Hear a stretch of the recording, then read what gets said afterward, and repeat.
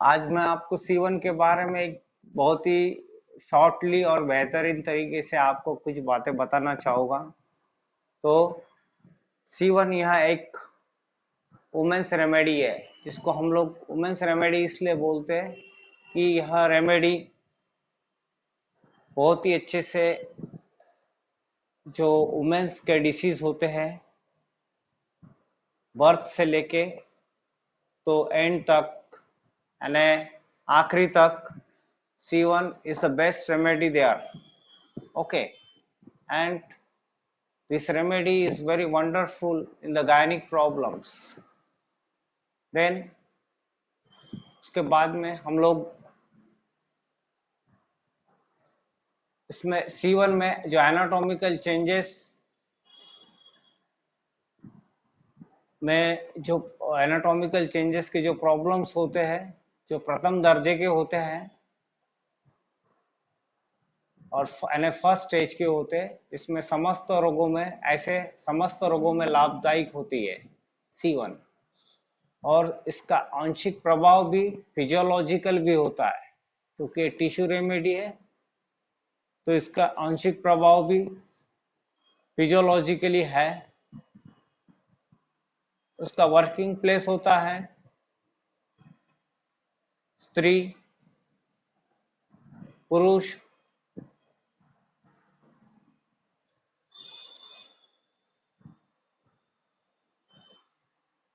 परिचरण संस्था, त्वचा, लसिका, इन सभी में उसका ये अति उत्तम काम होता है।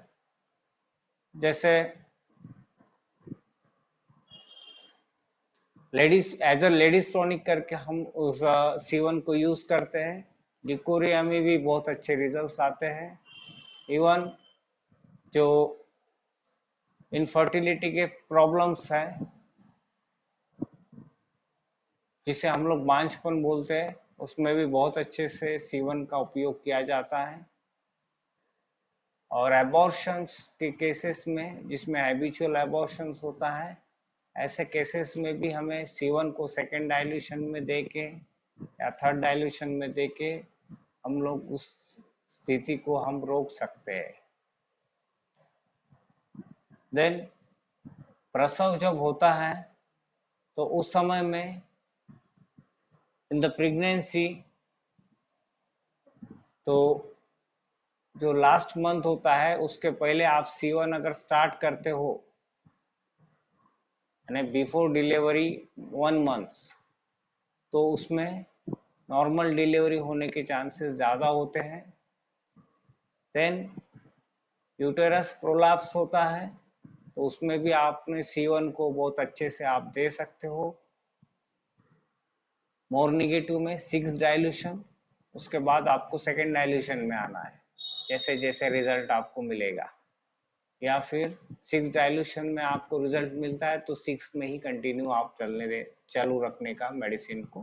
ठीक है, अगर जिस दिन आपको रिजल्ट रुक जाता है तो आप सेकंड में आके फिर से नेगेटिव में जा सकते हैं। इसी तरह से हमें मेडिसिन देना है। देन वेजाइनल पेन या फिर वेट वेजाइना, उसमें भी आपको एक्यूट कंडीशन में होगा तो आपको थर्ड डाइल्यूशन देना है। अगर क्रॉनिक प्रॉब्लम्स है तो उसमें आपको 6 डाइल्यूशन देना है। ओके, इवन लेडीज में अगर सेक्सुअल वीकनेस होगा तो उसमें भी आप C1 का इस्तेमाल करना चाहिए। One lactation of milk, first dilution frequently dose आपने देना चाहिए। ओके, इस तरह से आपको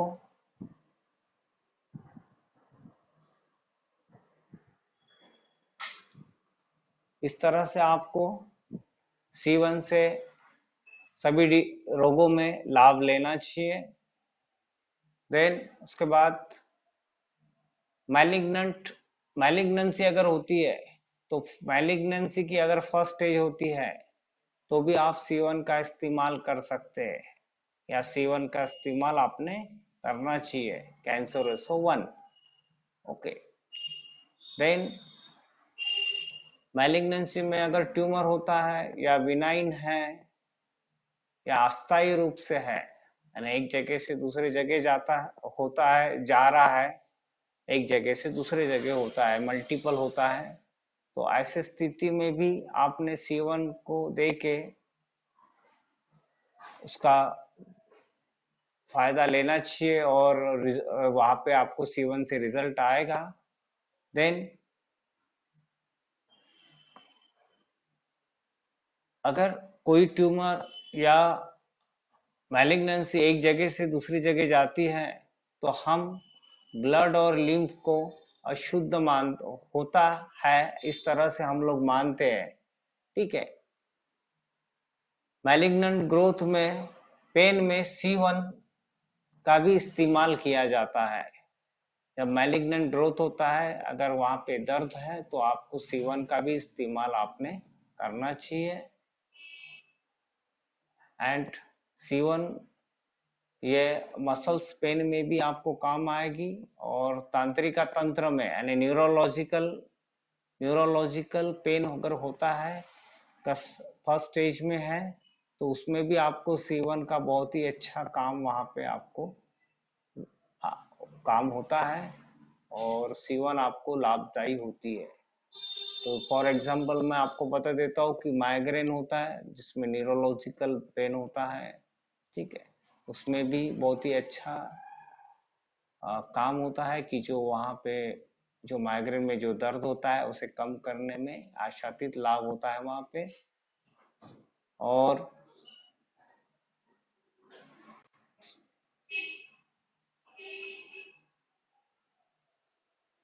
वहाँ पे आप लोगों को जब घाव या मवाद किसी संयुक्त ट्यूमर में या कैंसर होता है, तब हम जब चिकित्सा करते हैं C1 से, तो चिकित्सा के बाद में जो लक्षण होते हैं वो लक्षण चेंज होते हैं। जैसे मवाद जो होता है वो कम हो जाता है, जिसके वजह से वहां पे टिश्यू का जो कलर होता है वो रेडनेस या गुलाबी कलर का आना चालू हो जाता है। ओके, और इसका फर्स्ट जो डाइल्यूशन होता है C1 का, इसका इस्तेमाल किस हिसाब से किन रोगों में करना चाहिए इसके बारे में मैं आपको बताऊंगा। यह C1 यह मेडिसिन स्ट्रक्चर को बढ़ाती है, यानी वहां पे अगर हाइपरट्रॉफी होती है तो उसको अगर बढ़ाने का काम करती है C1। सिक्रीशन को बढ़ाती है फर्स्ट डाइल्यूशन में, ठीक है, दर्द को भी बढ़ा सकती है फर्स्ट डाइल्यूशन में, ठीक है, या फिर कभी C1 हम लोग फर्स्ट डाइल्यूशन में दर्द में देते ही नहीं है, ठीक है, लेकिन अगर हम लोग देते हैं तो उस दर्द को बढ़ा भी सकती है, ठीक है, इसको हम लोग अगर लैक्टेशन होता है ना, दूध की कमी होती है मदर्स में, तो उसमें भी फर्स्ट डाइल्यूशन में C1 का इस्तेमाल किया जाता है, यूज किया जाता है। या सूखी खांसी होती है उसमें भी आपको C1 का इस्तेमाल करना चाहिए। ग्रंथियों में अगर फोड़ा होता है तो उसमें भी आपको C1 का इस्तेमाल करना चाहिए।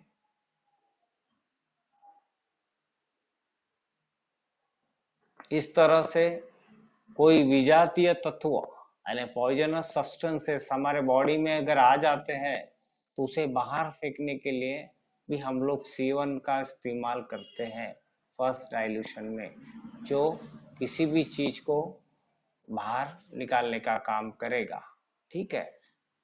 ओके, देन फॉर एग्जांपल इस तरह से भी होता है कि अगर कोई बॉइल फॉर्म होता है और उसके अंदर पस फॉर्मेशन होता है, जैसे मोनोसिडियस इन्फेक्शन होता है, तो वहां पे एक बॉइल फॉर्म होता है, उसको ब्रेक करने के लिए भी C1 का इस्तेमाल करते हैं हम लोग फर्स्ट डाइल्यूशन में, जिससे वो ब्रेक हो जाता है, या फिर वहां पे पस फॉर्मेशन हो जाएगा, बढ़ जाएगा, ठीक है, दर्द बढ़ जाएगा, उसके बाद में वो ब्रस्ट हो जाएगा, और वहां से जो विजातीय पदार्थ है, जो पॉइजनस सब्सटेंसेस होते हैं, जिसको हम लोग मोनोसिडियस सब्सटेंसेस या सेकेंडरी मोनोसिडियस इन्फेक्टिव सब्सटेंसेस बोलते हैं, वो वहां से बाहर निकल जाते हैं। ओके, देन त्वचीय रोग में अगर हम लोग देते इसे, तो त्वचा में इसका बहुत अच्छा सा इस्तेमाल कर सकते हैं हम लोग। तो अगर त्वचा में अगर हम लोग देते हैं, तो त्वचा में क्या होगा, त्वचा में अगर कुछ ऐसे पदार्थ होते हैं कि जो बाहर निकालना जरूरी होता है, जिसके वजह से वहां पे जो विशुद्धि रहती है, जो पॉइजनस टॉक्सिसिटी रहती है, उसको बाहर निकालने का काम भी C1 करती है फर्स्ट डाइल्यूशन के अंदर में। ओके, देन प्रसव के समय में यानी डिलीवरी के समय में हमने अगर फर्स्ट डाइल्यूशन को देते हैं हम लोग, तो वहां पे प्रसव करने में आसानी होती है और प्रसव करने में मदद होती है, बहुत ही आसानी से प्रसव हो सकता है और मैक्सिमम वहां पे दर्द बढ़ाती है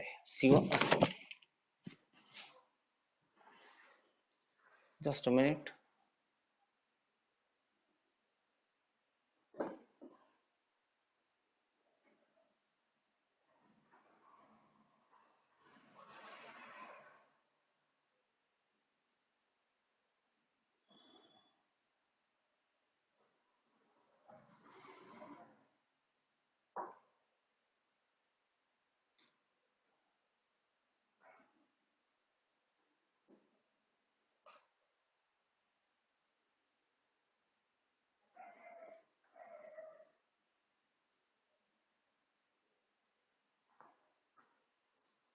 ठीक है, यहां तक आप लोगों को समझ में आया होगा। देन सेकेंडरी डाइल्यूशन में क्या करेगी, सेकेंडरी डाइल्यूशन में अपने कार्य क्षेत्र के अंतर्गत आने वाले समस्त अंगों को सामान्य स्थिति प्रदान करती है। यानी C1 के अंदर में जितने भी डिसीज होते हैं, स्पेशली गायनिकोलॉजिकल जो डिसीज होते हैं, जो लेडीज के प्रॉब्लम्स होते हैं, उन्हीं सभी प्रॉब्लम्स को उनकी जो स्थिति होती है, उन्हें सामान्य परिस्थिति में सामान्य करने में सेकेंड डाइल्यूशन मदद करता है। देन प्रथम डाइल्यूशन के बाद या फिर हमें कभी रिजल्ट नहीं मिलता है, तो हमें सेकेंड में जाके फिर से फर्स्ट में जाना चाहिए। ओके, इसका मतलब हम लोग पहले न्यूट्रलाइज करना चाहिए, फिर फर्स्ट देना चाहिए अगर रिजल्ट फर्स्ट में नहीं मिलता है तो। ठीक है, लेकिन और दूसरी बात,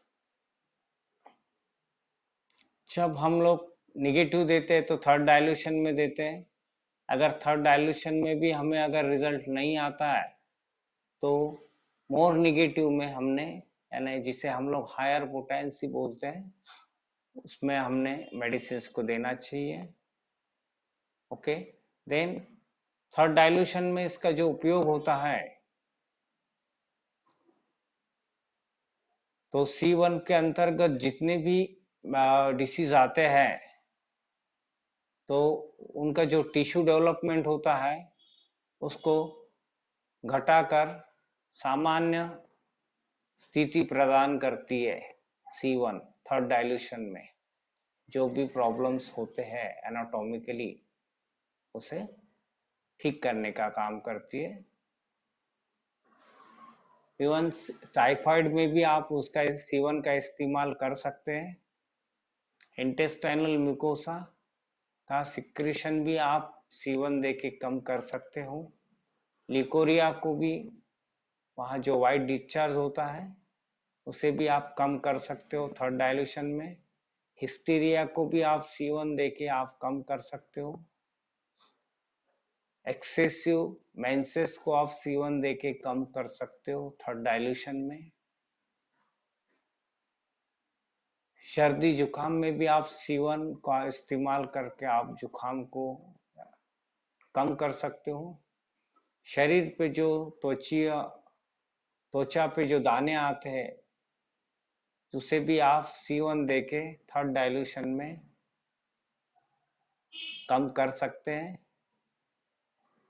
या और गर्भपात की जो परिस्थिति होती है, जो स्थिति होती है, उसको भी आप थर्ड डाइल्यूशन C1 का थर्ड डाइल्यूशन देके आप समाप्त कर सकते हैं।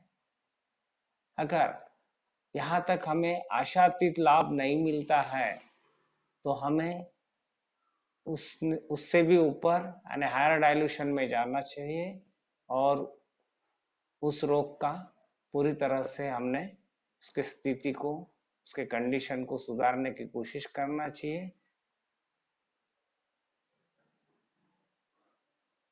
और इसी तरह से आपने इसी तरह से आपने C1 का पूरी तरह से उसका जो यूज होता है C1 का, उसका बेनिफिट आपने लेना चाहिए। और इसी तरह यह C1 को यह बातें आपने ध्यान में रखना चाहिए और इसी तरह से आपने C1 देके इस तरह से स्पेशली गायनिक के प्रॉब्लम्स में आपने उसका लाभ उठाना चाहिए। और क्रॉनिक केसेस में और एक्यूट केसेस में आपको मालूम है कि एक्यूट कंडीशन में अगर कोई डिसीज होता है तो आप पॉजिटिव होता है तो थर्ड डाइल्यूशन देते हैं। अगर क्रॉनिक केस होगी, अगर वो पॉजिटिव कंडीशन होगी, क्रॉनिक डिसीज में अगर पॉजिटिव कंडीशन होती है तो आप हायर पोटेंसी यानी फोर्थ फिफ्थ सिक्स डाइल्यूशन देके उसमें आप लाभ ले सकते हो। Thank you very much everybody, thank you very much.